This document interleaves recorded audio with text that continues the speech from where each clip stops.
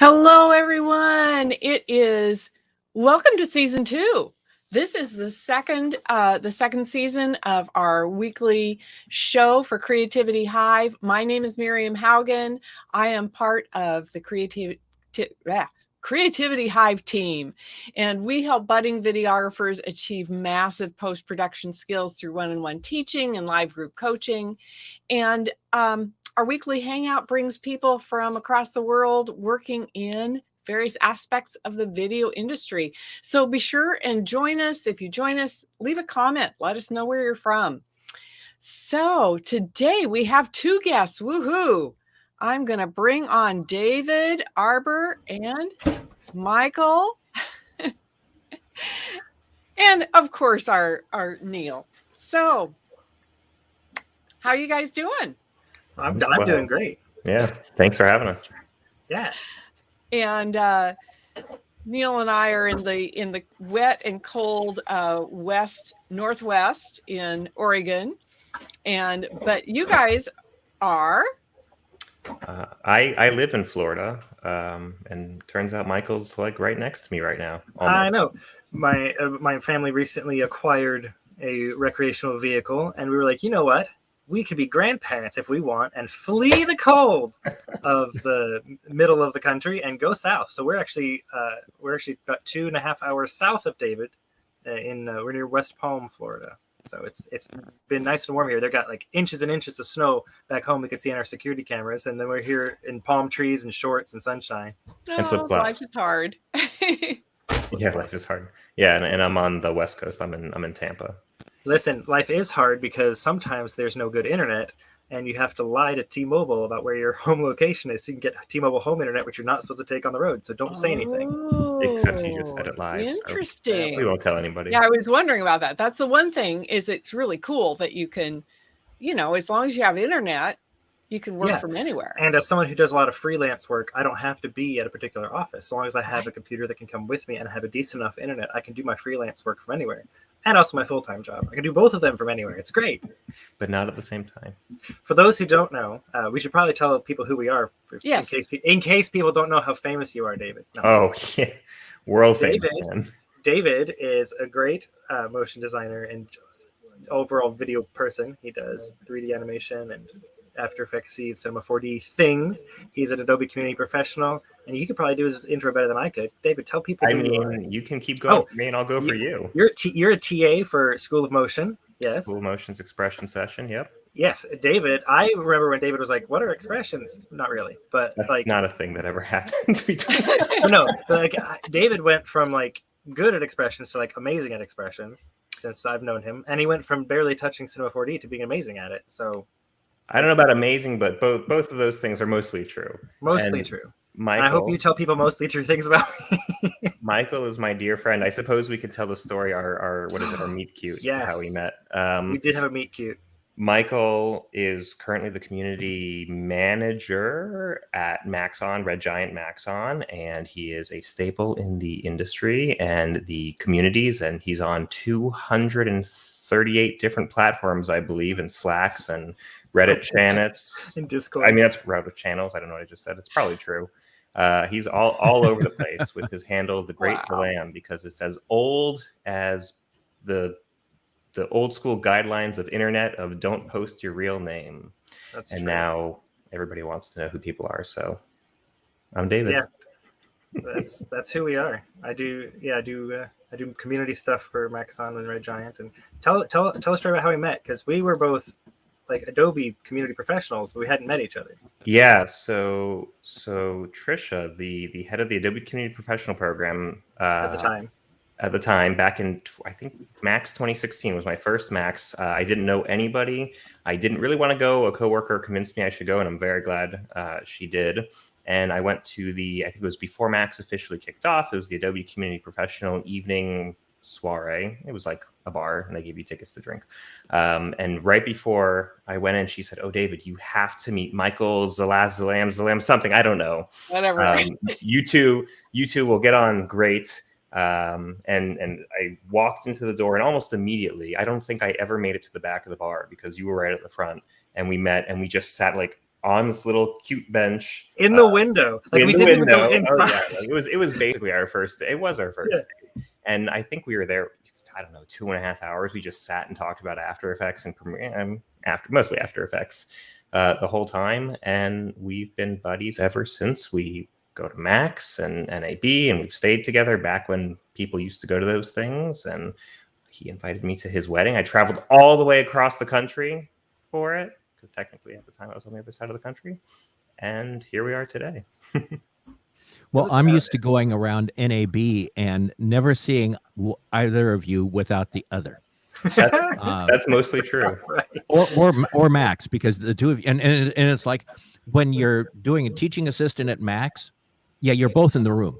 Oh yeah. You know, so it's it's been a lot of fun though, because we've spent a lot of time together doing teaching assistants, and We and have. Yeah, there's and not... going. You know, I know if I get starting talking with you guys and we're at NAB, we're going to be going by and looking and seeing what's the newest thing in Boris or Cinema 4D or whatever, you know. And you guys are always just a hoot, because there's this running commentary going back and forth that cracks me up. I'm about rolling on the floor. I don't understand at least a quarter of what you're talking about, but you're funny as heck while you're saying it. Oh, well, we're just happy. I think we're just happy to be in each other's company. Yeah, it's fun because like Max is geared towards a more, not general, but like a less advanced, I guess, audience. Mm-hmm. So when we go as the TAs, there's not always sessions for us that we can benefit as much from, or labs rather. The sessions I think where people talk are really great. And so, as part of our commitment to going to Max, and we TA something like 6 sessions, which is a lot. So we usually only have time to spend with each other. And so I always enjoy, Neil, when we hang out before or after, hang around with the product teams and stuff, and just talk. And that's where I've learned some of the coolest tips, is by hanging around after the sessions and just talking to the folks who work on the software. Well, yeah, because you've got a 5 minutes here, and you're like, I was wondering, is there a keyboard shortcut? Because for blah blah blah, and they're like, oh sure, or not yet. Let's talk about that. Not yet. Let's talk about why you need it. What's the use case? Yeah. And then when you're in a room and there's like 8 people in the room, and you've got Dasha Sayans and John Colombo and Tim Kurkowski and you guys. I mean, and then maybe, like Ian Stern or someone like that, it's like, whoa, one can ask some questions and learn a lot here all of a sudden. It's fun. Yeah, it's really great because like you get a lot on Slack or on forum posts, but when you're there in person, you just, sit back and let somebody who really knows the stuff, like Tim, who's been with After Effects for, I don't know, he's like 18 years he's been at Adobe, I think, almost. It's a really long time. It's just, this is institutional knowledge, it's just really cool to learn. Yeah, and I mean, so much of what we do is in front of a computer, just working. It's so nice to like be in person and meet with people and just chat, which is why I'm happy to do this with David today, because it's the closest we can get in these trying times. Right. Well, okay, so Mo might not be on the screen with us, but he's here and watching. Hi, Mo. Hey there, Mo. We hope you feel better soon, buddy. Yeah. Yeah, Mo, I love working with, because he is, like that opening stinger for the program. That's something he worked up with and came back with, and we said, well, we need something, to get ready to go. And a day later, he says, well, how about this? And we opened up the folder and looking at it and going, okay, that was less than a day's work. Okay, no notes. We can go with that. No notes. The motion designer's dream. Yeah, right. Yeah. Or nightmare. It's like, I have no guidance. What do I do? I anytime I send something in and then don't hear back, I'm like, well, something has clearly gone wrong. Right. Like maybe my email's not working. There's always notes. Yeah. So I had a fun gig doing. I got hired for my X Particles skill set recently for booth graphics for this company, and it was like I was subcontracted under a studio, which is subcontracted under this thing, which I think I was like 5 subcontractors deep. Really? Before we got to the actual client, which is real entertaining, because then these people all have notes, which and revisions, and then like.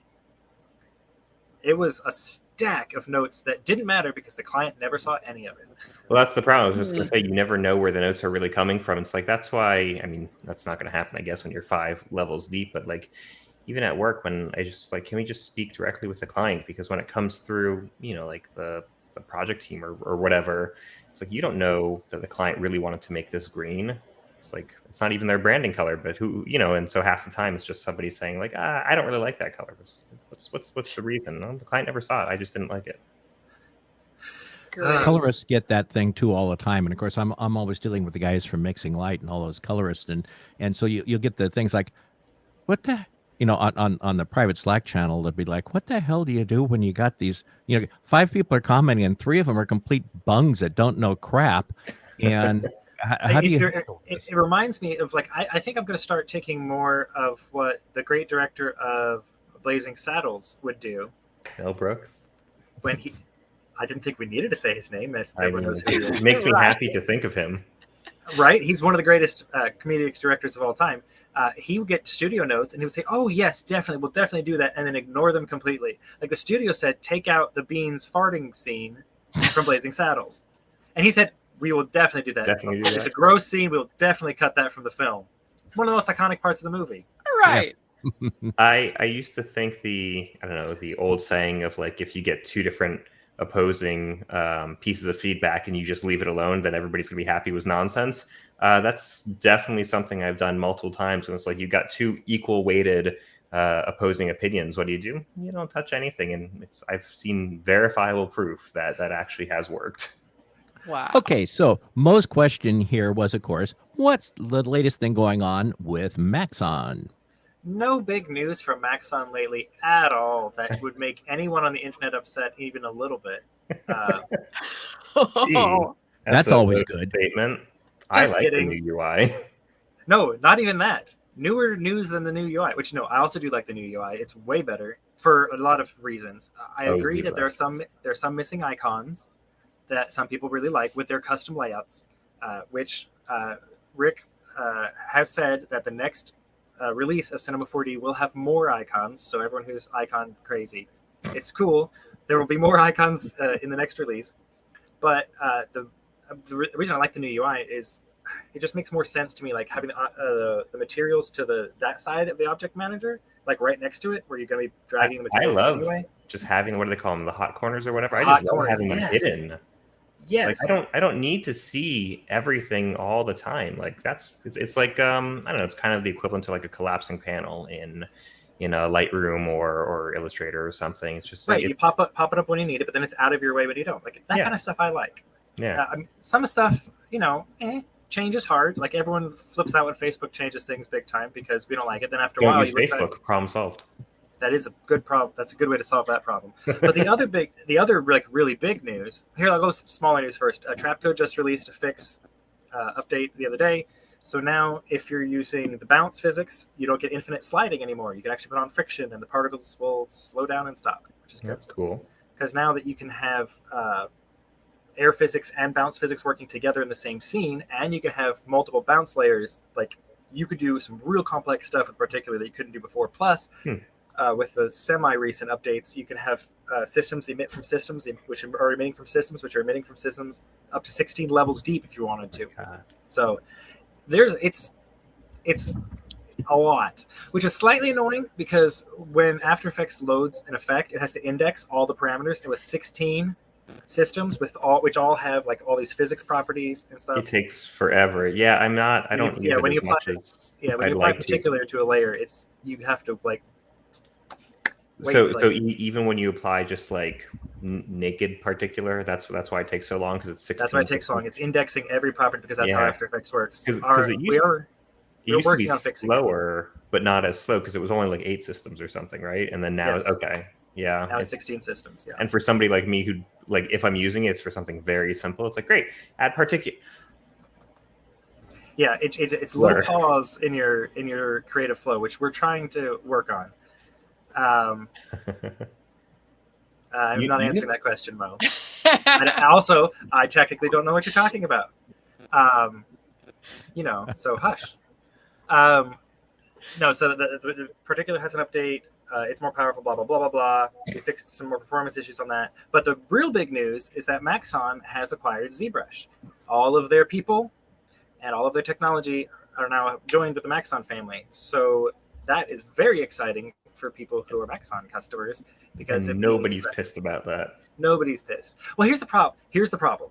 ZBrush released in the 90s, and if you bought a perpetual license back then, they haven't made you pay for an update this whole time. They keep saying, it's been very clear on the website, when you buy a perpetual license of ZBrush, you get 1 year of free updates. Has been their way for the whole time. And then it says, we haven't been charging for updates, but we will eventually. But it's been like 20 years, and they haven't charged for updates. So now that Maxon has acquired it, and eventually has come. That eventuality that they've been promising for a decade has now come to fruition. People like suddenly they're like horrified. Like, I mean, listen, kind of hard to blame them, but it's a pretty wild business model that they even existed and had such a community in the first place. I actually didn't know about the whole lack of payment thing until the acquisition. Until people got angry. Yeah. Until people got angry. I was stunned. Like when I heard about it, I was like, how are they still in business? Yeah. Like 3D in general, not a big market. High-end sculpting, there's only so many people who do that. Like the number of people who do high-end 3D sculpting, not a big market. There's only once you sell it to all of them, that's it. It's like, where are you making your money? New OSs are coming in, new hardware is coming in. Even if you're not making new features, you still have a lot of development work every year just for all the new stuff that's coming out, so your stuff works. Much less adding new features, development, all that stuff. So anyway. But I bet, this is something I hadn't even considered before. I bet ZBrush is up there in software across all versions that people are the most up to date on, because if it's free, it's like there's so much fracturing across. Even Creative Cloud, people are still like hanging on for dear life to 2017, which I don't see the point of paying monthly if you're not going to be using the latest stuff. But Cinema people are using R20 or 21. But I wonder what the stats on the versions of ZBrush are, if everybody's up to date, because it's free. You kind of have to be, because unlike Cinema 4D, ZBrush isn't very backwards compatible. So if someone made something with a newer ZBrush, you're real screwed. If you have an older version, people are sharing and well, the development team at ZBrush isn't it's surprisingly small, and they don't have a lot of development resources, so they don't spend a lot of time, because backwards compatibility is really, really hard to do. Yep. Like After Effects only got it somewhat recently.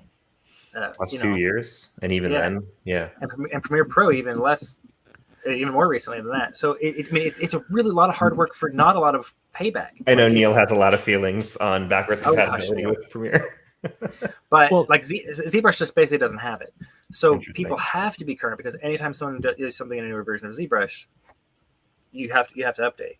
Which again, not a problem if it's free, but not a sustainable business model, because there's only so many people. Once you sell it to all of them, you have no more money. The market's all 35 of them. Yeah. I mean, it's a lot. Like every movie basically uses ZBrush. Every AAA video game uses ZBrush. It's used in all the things, like all the big, huge things. Like when they announced it internally to the company, they showed us the ZBrush trailer. I was like, oh, that's all of the movies and all of the games. It's pretty wild how Substance and ZBrush are just have managed to stay, I guess, really independent for so many years, and then now just in the last, I don't know, what was the Substance acquisition, 3 years ago, maybe? Something like that. Yeah, Mo's question here was pretty good. Do you think the ZBrush will get integrated into the C4D interface? If you look at Maxon's frequently asked questions page on the ZBrush acquisition, you will see that we are excited that we can have cross-pollination of our technologies together. I think is how it's worded. I don't think it's like cross-pollination. I'm thinking of just a bird outside eating from a flower. Michael can't say anything that he knows, but since I don't work for Maxon, I'll speculate. Go for it. That's It's going to stay its own separate program, but they have technology knowledge that we don't have, and we have technology that they don't have. I say we, but now that we're all the same company, we can now start sharing stuff. So I would expect the tech, especially from Forger, which is Maxon's mobile sculpting app. The Forger team and the ZBrush team are really excited to start working together. That's cool. On sharing some of their tech together. And I would be unsurprised to find Cinema 4D benefiting in some way from the new technology we have. Now, when you acquire a company's assets, you don't just get the software code, you get the people who make it, and you get all of their patents. So, is there crossover, despite body paint being obviously, we'll just say, very inferior to ZBrush? Is there crossover that? Well, body paint is more like substance, in that you're coloring stuff. Well, that's what I was going to ask. Is there crossover where body paint would benefit, or is that not really the area ZBrush? I mean, ZBrush did originally start as a 2D painting thing. Like, a lot of people don't realize that, because that's why it's called ZBrush, because they were like, you can paint, ZBrush, but then you could also paint in Z. Right. That's its name. That's so fun. It did start out as just a big kind of a basic painting app, and they were like, oh, we'll make it in 3D, ZBrush. It'll be cool. Cool. I assume I would say that you should expect to see benefits across a number of areas. Again, I'm just the red giant end of things, so I'm not even like real deep into the Cinema 4D folks. Like, I'm like, ooh, trap code, magic bullet. Like, that's my area as a Maxon person. That's my little area of playground, is pluralize and universe. And so when's Particular going to make it to cinema then? We get that question a lot. I know. All right, this won't be the Let's Grow Michael show. Well, it's really interesting because Particular is so After Effectsy. Right. Like, it's so After Effectsy. And for someone to want that in cinema blows my mind. Like, I mean, I think people just want a better native particle system. Really, it would just be the name, and then it would be a brand new tool. Mo, I cannot do a screen share of ZBrush because I don't have ZBrush. So no. This acquisition just happened 2 weeks ago. It got finalized, so we haven't even begun working together yet, really. Like, the ZBrush people and people from Pixelogic and the Maxon people are just like, we're just starting to have things happen. So no, I do not yet have a license for ZBrush. It's got a lot of buttons. That's what I remember from the screenshots I've seen. And for anybody wanting to know what it is, it's just the letter Z or Z in much of the rest of the world, and brush. So it's just ZBrush. And if you just type in like ZBRU in Google, it'll pop up. ZBrush everything, yeah. And ZBrush is the industry standard 3D sculpting and retopology thing. Like, if you're making a creature in 3D for that needs to be like high quality, basically ZBrush is your tool. Monsters. Great. So Neil, if we can pivot, I actually wanted to thank you for something. I knew we were going to do this, so I was going to wait for it. But I was working on a work project last month, and it was the outgoing director of NIH is retiring after 12 years, and lots of very nice, lots of very famous people sent in video messages from Barbra Streisand, Yo-Yo Ma, and stuff. So it was like not the most exciting project, but it's very fun to see all these messages. And one was from Stephen Colbert, who was notoriously always up to date with his Apple products. And the point of this is that I was editing his message, and I exported it, and it was completely blown out. It looked fine inside of Premiere. I exported it, completely blown out. I had no idea what was going on. And I finally tracked it down. I looked, where it came from. It came from an iPhone 13. And I'm like, oh, this records in HDR. It's Stephen Colbert. It's probably just like the latest gadgets. And I started looking around, and I found your guide. And oh my goodness, what a mess with the whole changes with color and like what is that? What is that? Well, okay. For people that don't understand, Premiere Pro was crafted many years ago, when all digital video was Rec 709, as it's called. A standard dynamic range SDR, values of 0 to 100 IRE or nits now, and with an sRGB color primary. So, small color primary, small dynamic range. Well, now we have so many cameras that are capable of putting out stuff that is in bigger color gamuts and color volumes, and a gamut and a volume are not quite the same thing, but I'm not going to go into all of that. But at any rate, they can have a lot more. We could colors. really geek out. Oh yeah, we can. They can go off into After Effects. I can go into color. Nice. So, and also you have the dynamic range, which is actually a separate thing. From how bright to dark it can be, and how big a color space it can be. Well, up to the 2022 release that they put out in November, Premiere Pro was Rec 709 for its color basis, and they had added the ability to do some work with HDR by kind of cadging in what they called overrange values for both dynamic range, brightness, and for color gamut. Well, it was, yeah, you could kind of sort of work in it, but not really do that much, and it didn't work with your monitoring system that well unless you had extra kit. They clearly rebuilt the color thing, so I'm pretty sure it's a complete new color system under that's completely agnostic underneath the hood now. So everything's operating in like float point, or I guess it was before though, but it was still displaying. Yeah, well, they would translate it into 32-bit float, but it was still within an assumed Rec 709, monitoring and output. Okay. Now, no, it's 32-bit float, whatever values it gets kicked in, and which is good. They needed to do this, but they needed to tell people about it. I mean, when there were some changes between even the public beta and the release, I was caught totally off guard. And when I am caught totally off guard with a public release with something in color, well, yes, I've had some communications directly with some of the people. You have feelings about it. I understand. Yes, and David and Michael and I, we've all been to NAB. We've all been to Max. We know the engineers. We know the program heads and this kind of stuff. And yes, we can all communicate directly with people if we have to. And yeah, they've had some rather direct communications with me, and I've had some answers as much as they can do, because of course they always have their, there's always a certain amount of communication they can give to somebody who is not an Adobe employee. Right. And past that, there's just this wall. And but yeah, they've heard from you, I'm sure. They've heard from you. And well, and one of the things that I've suggested 3 things about this.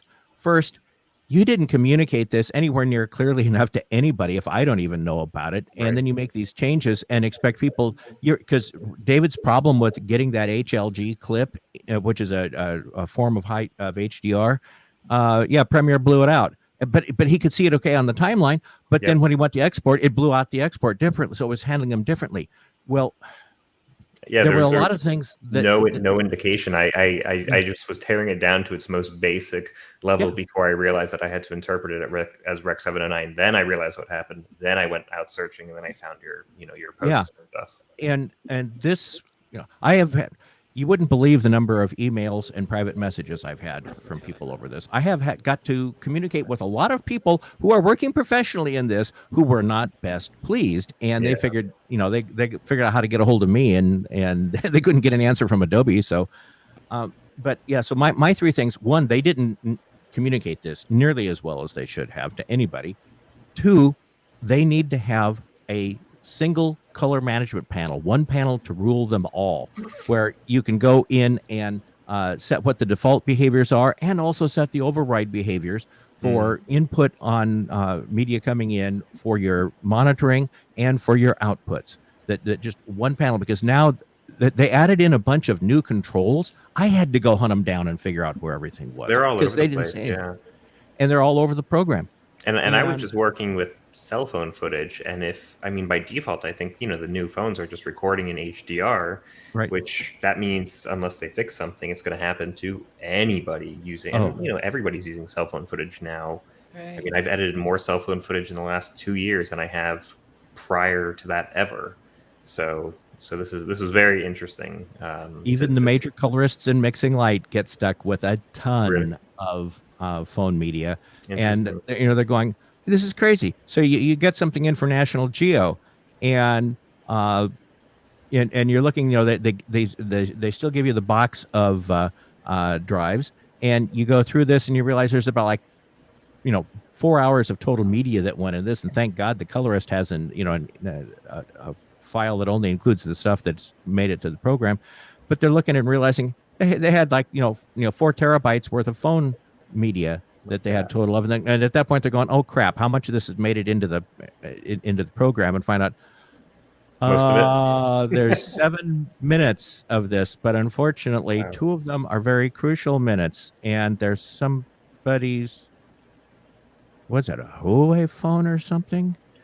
Oh, And the they're Huawei going, phones? Oh, that's funny. oh no, don't. Oh my God, no, Yeah, not. when I see the capital MOV extension, I'm like, wait a second, that's for my cell phone. It should be lowercase. But no, one panel to rule them all. That actually made me think of you mentioned earlier, Michael, the properties panel in After Effects. It's Yes. one of my favorite things that is in development in the After Effects public beta is the properties panel. So for people who do a lot of After Effects stuff with shape layers, David, it's a lot less twirling to get to a lot of the things you need to get to, like the stuff like color. Come on. Much less twirling. So much less twirling. You just go, there we go. It's right there. It's right there in that little panel. I think it was introduced in Illustrator first, and I remember, I think it was at Max, and like the next day I feature requested, I'm like, this, but in After Effects, and that was like 4 years ago. And you talk to the engineers or the quality engineers, and you realize nothing is ever simple. As being friends with all these people for so long, I've certainly learned that it really bothers me when people go, oh, this is easy, you should fix it. This should be easy to do. That's not a thing. Because no idea how hard at a bare minimum, is. if you talk to these people, you realize it has to be translated into like 14 or 17 languages. It has to go through legal just for like the text and stuff. It's like nothing is easy. There's no just get it out into the next release. Well, and this code has been built onto and added onto and changed for so many years that 30 years. Even on the coding end of things, stuff that should be simple is not nearly as simple as you think, because a little change here breaks something all the way over here for no discernible reason. Yep. Were you going to say something, Miriam? I was going to say, I don't know what twirling is. So in After Effects, when you have a shape layer, it's just a container for whatever. Shapes, sizes, colors, operators like wiggle paths, stuff like that. So you've got your shape layer, and then you get a little twirly, and a little caret that can be pointed this way, pointed that way, and it reveals more options.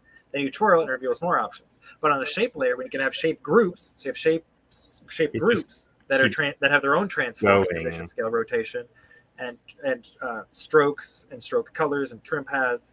But then you have groups inside those groups.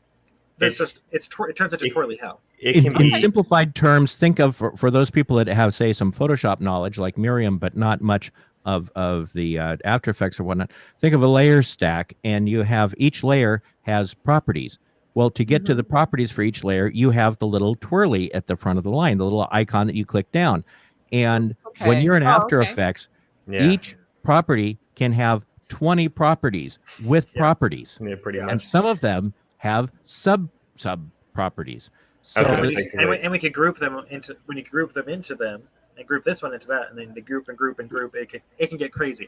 It becomes a visual disaster. I was going to say, because you're both photographers, so you use Lightroom and stuff, and as they've totally changed the UI in the last couple of years, added more color controls. It's imagine twirling down the color, mixing. You've got your HSL, and then opening that up, and you've got all eight hues for each HSL, and imagine having to twirl down a thing just for red, just for magenta, it's ridiculous.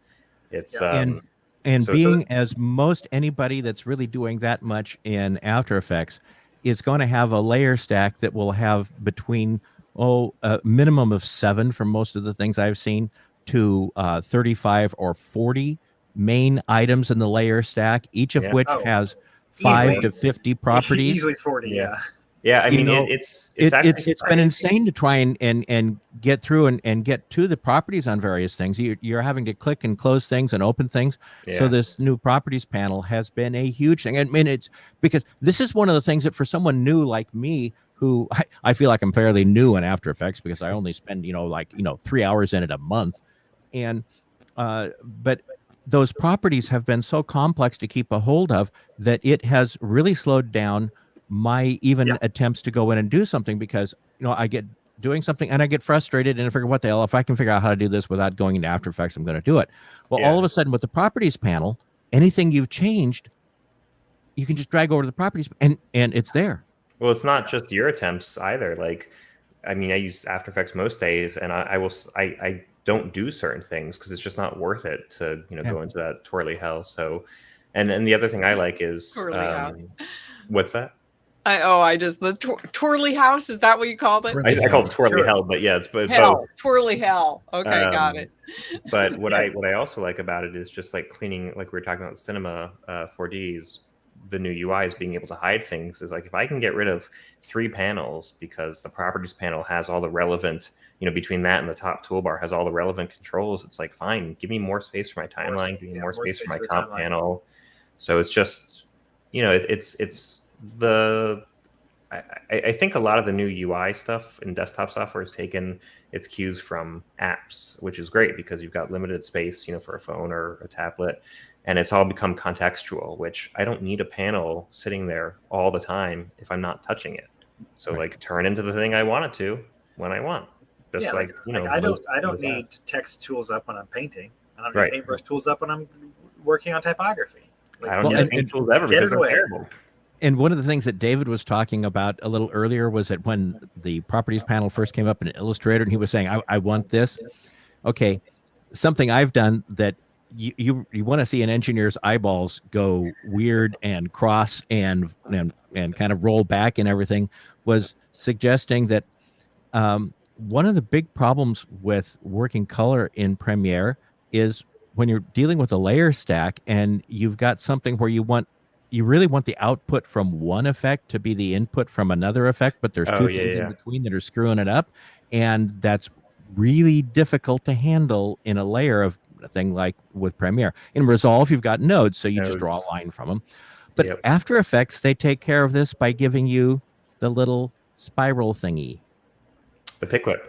Well, so and so you can drag that. And so I was saying, what we need in Premiere in the Lumetri color panel is just we need pick whips on both sides of each tab, so that on the left side is the input and on the right side is an output. And so I could say put the HSL tab and put the input after the curves tab, and then put the output of the curves to the basic tab. Go use Resolve if you want nodes. And I said that would make it so much easier. You would need fewer instances of Lumetri. The work would be so much better, and the engineers just go.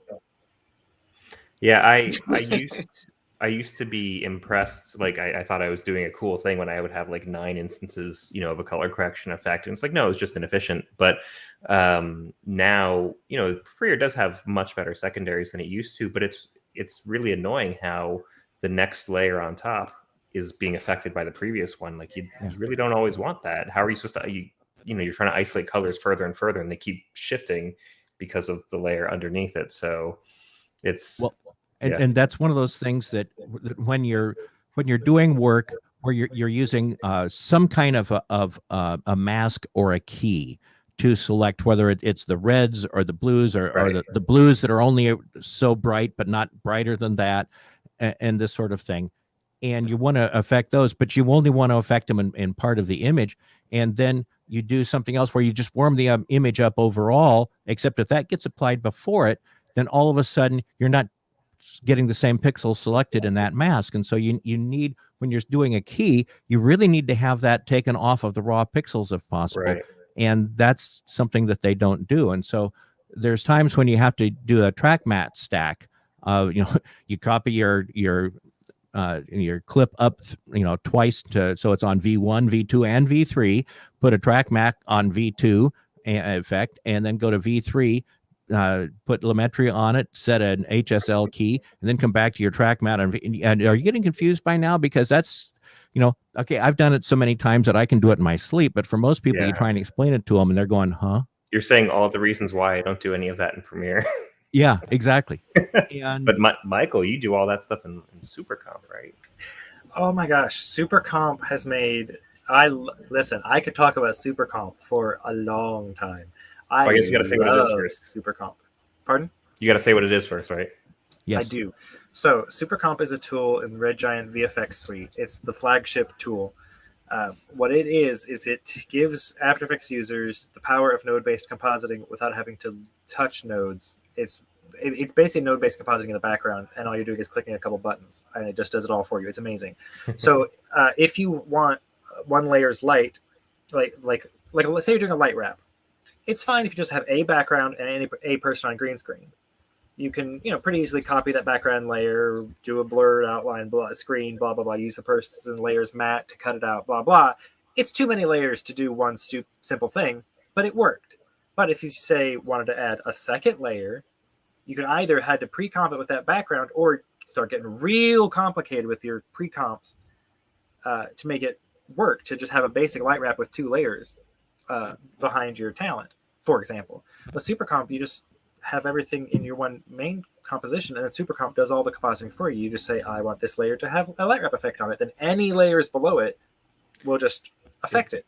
Pretty wild. I haven't used it all that much, but I like watching the tutorials where people will show like, and basically it's the reason why like I never learned how to do a lot of this stuff, because my background is not, I didn't learn visual effects really. I wanted to learn motion design and animation, and this stuff is just too complicated when you've got like 30 pre-comps just to make something look natural. It's like, why? I'm not using this. I don't need to learn it. And so I never really did. And you got something like super comp, which is almost doing what you were talking about, Neil, is just this proper method, but it's ridiculous and it's overkill. And if you want to fix one thing, it breaks your entire stack, right? Like the method you just described, Neil, would not be very easy to modify, right? It's like once you get it set, it's good, but making tiny tweaks is challenging. So yeah, super comp is for compositing, like having everything done right.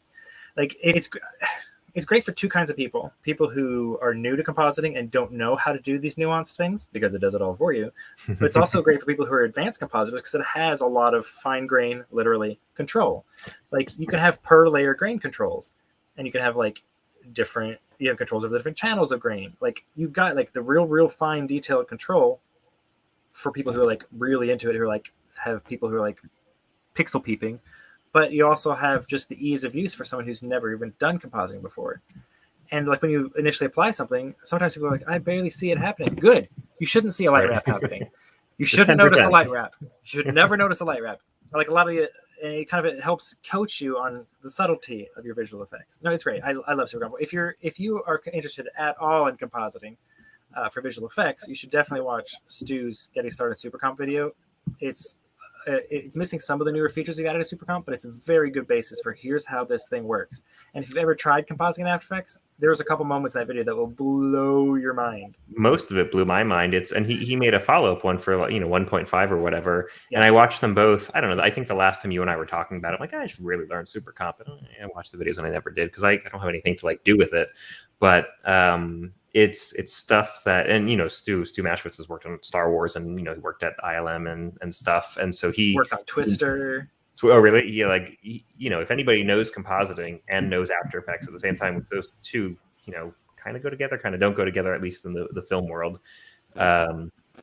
It's him. And watching that Super Comp is Stu all over. Like the attention to detail that man has. I mean, there's a reason he's worked at all these major studios doing visual effects for blockbuster films. He has an eye for detail, and Super Comp is Stu all the way.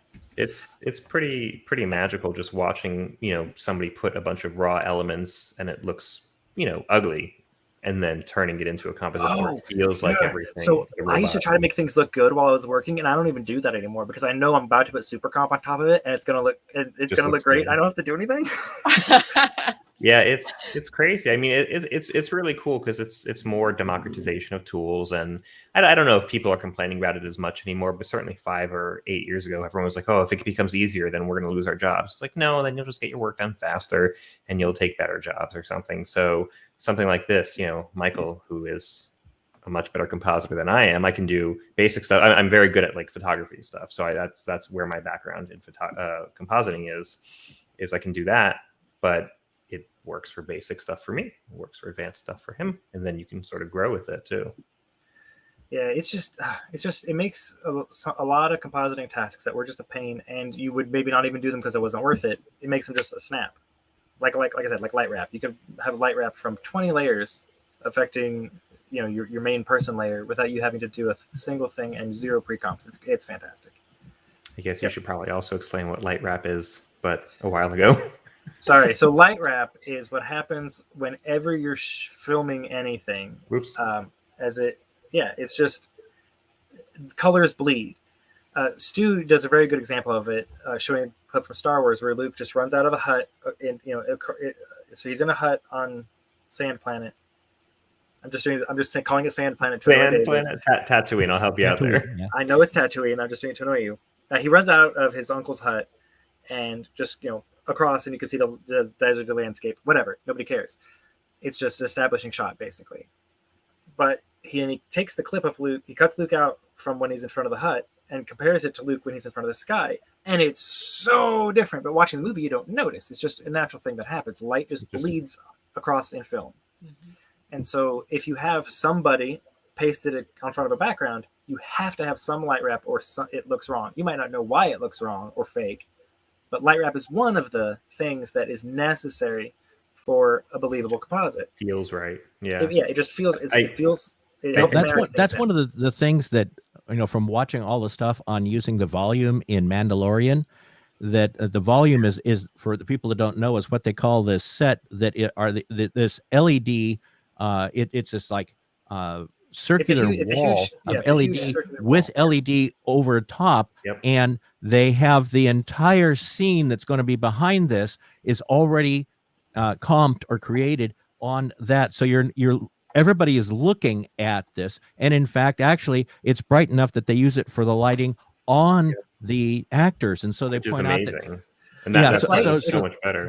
They have someone standing there, and they're in a set. But being as they're surrounded by this screen, it looks like they're really there. And they're being lit by it, so they don't have to worry about the light wrap on the characters. They're going this, they were laughing at one point saying, "You wouldn't believe how many hours of VFX works this saves because if they didn't have that in the time production they're doing, they'd have." 3 shifts of VFX people working around the clock in order to get this done in time. And same thing with reflections, on Mando's armor, blurry reflections. If he was on a green screen, everything would have to be keyed and color balanced. And you'd probably have to color match. Yes. Like you'd have to pull the key, but he's got green reflected on his helmet. So you basically have to match move a 3D helmet. Like you'd have to replace his whole costume, basically. And I think that was one of the reasons probably that drove them to this idea. It was a great time to experiment, but at the same time, like to have this armor be a mainstay in the show is like what a huge pain in the butt for visual effects. It's pretty cool. Like right now I can see, my background could be virtual. Like if I keep pointing to the wrong shoulder. See how it's kind of sharp and hard and there's no light bleed here. If I looked like that on this side, then it would be a dead giveaway that I was in front of a virtual background, but I actually have, real windows out there. So it's naturally bleeding. And then I have this sharp line over here. Oh, that's just shooting in a volume, David. Yeah, well, yes. Michael, right. I have a lot more money than you thought I did. I've got I think this is a $200,000 unit. I've got the bigger one out in the garage. Yeah, out in the garage. In the garage.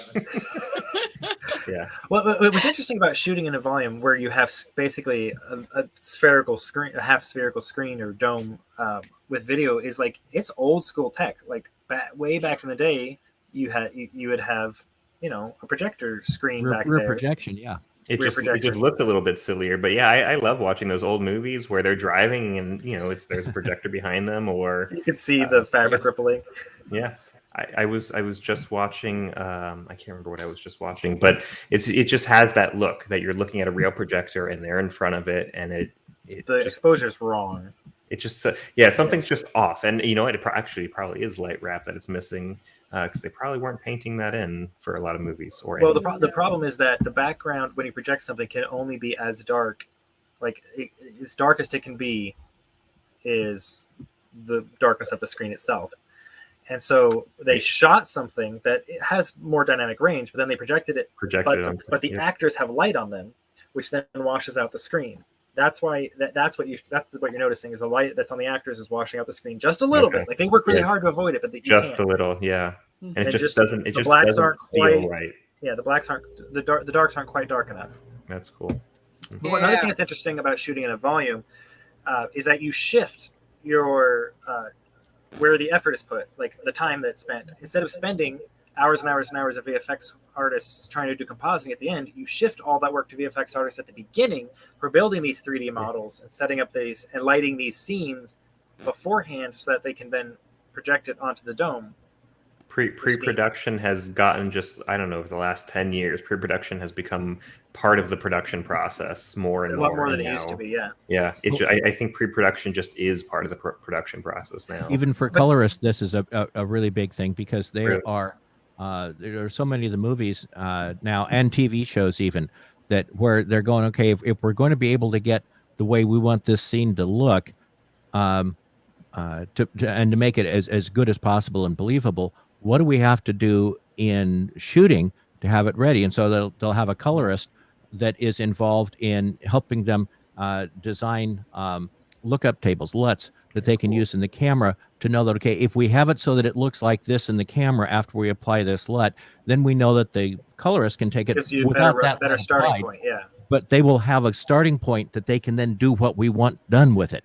That's And really so cool. they have to Which work is, out and again, test to it's an find old out school what way to of do doing that. it, because the old school film, like way in the black and white days, color would pick up, but not quite right. So like the makeup they would put on actors back then in color looks atrocious, but because of how the black and white film picked up certain colors, it read right on black and white film. So they had to talk to the people who were doing the film development to work with the makeup artists and the lighters to get things right beforehand, because there's no there's no redos, there's no fixing in post back then. Did you see on I mean, it probably did, but like on WandaVision, how they painted Vision purple for the black and white episodes? No, I didn't. I haven't even finished. I haven't even listen. When you have a husband who's not as into Marvel as you are, and then children, which take up so much of your time, I'll watch it with you. Well, so as WandaVision goes throughout the decades, the first 2 episodes are in black and white, and so I have seen those, but I've not seen the behind the scenes stuff. So they literally did the same thing. Vision is painted purple, so he appears the proper tone for it, and it's just so cool because they cool. Yeah, they used Dick Van Dyke as inspiration, and just like they wanted it to feel like those shows, and so they really did such a good job of that. Even the visual effects, they did like stuff dangling on strings. Yep, it felt like Bewitched and stuff. I remember watching that stuff where they clearly would be on a string, and so yeah, it's really cool how the analog techniques are making something of a comeback, or not even technique, just process, like what you're talking about, Neil, is bringing going full circle, starting at the end. And bringing it to the beginning of the process. Well, because it's no matter how cool technology gets, it's all still the same process. You're shooting pixel light up onto a screen for people to look at, and how you get to that really hasn't changed as much as we really think it does. Well, one of the things on that, it's gotten lazier. Is you have. But we can hit undo, so we don't have to quite plan as much, because we can go, that's not working. Undo, try again. Yeah, right. Yeah. Well, you have all of the people with all the threads that you'll get in various places where they're talking about wanting to be filmic, and for quite a few of them, they're trying to figure out how to do in say color work in post what was done with film actually by the scene design and the lighting and everything of the stage, because film was very limited in what it could do. So you had to design the whole thing to make it look so. This whole thing of, I'm trying to make it look filmic. Right. The biggest thing to make it look filmic is to go shoot it like we were shooting film, which is to say, to light the damn thing, do your scene design and everything. I don't care what digital camera you're shooting with. If you really fully set up and shoot it like it was film, it looks. Yeah, I remember, back in high school, everyone wanted to. How do you make it look like? Real cameras that can shoot in real true 24p with a Panasonic. It's like, that wasn't it. It was that your highlights were blown out. You weren't lighting your stuff. Yes, depth of field would have made a huge difference too, but it was lighting. Oops, yeah. It was lighting. Well, on Lift Gamma Gain and staging, like how the camera moves. Yes, on Lift Gamma Gain forum, both Mark Village and I have been cautioned about. In fact, Mark was actually kicked out for a while, apparently, even for because of. There were a couple threads on this, and there were some people that were approaching it from a really sensible point of view, where they were really trying to get to what were the color tendencies of particular films. And Mark and I both had a lot of experience dealing with film and fighting film, because oh my God, film was so imperfect that you were fighting it all the time. Even if you have the same batch emulsion of a negative film, you process it on a different day, and and Oh, you have a really? completely different look. Oh, wow. And so then you're trying to make a final print out of Is these it because makes. was it because of temperature or humidity differences in the Oh, air? everything. Yeah. Everything. You know, for cool. 20 some years, Stupid chemicals and nature. right. Yeah, for 20 some years, we had a full wet lab here to do color processing, and oh my God, that was a pain. But so yeah, you were fighting it all the time, and it's so much easier actually in digital in many ways. And but for talking about, okay, so what were some of the things that you're getting? And some people would say, well, 2872 or whatever number you wanted to give out for a film emulsion has a particular look. And Mark would really piss people off when he was going, actually, I did the color timing on because they'd say they point out a movie that they thought that showed this, and this was the look of that emulsion. Okay. And Mark's going, I did the color timing on that, and I was moving it all over the place in order to keep it to get that kind of a look.